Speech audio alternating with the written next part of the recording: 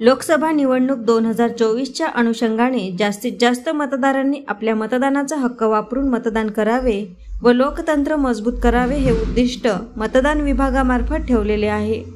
याकरिता मतदारांमध्ये जनजागृती व्हावी याकरिता जिल्हा परिषद मराठी शाळा शिवणी रसुलापूर यांनी निवडणूक आयोगाच्या आदेशानुसार जनजागृती कार्यक्रमामध्ये सहभाग घेऊन गावातून रॅली काढली।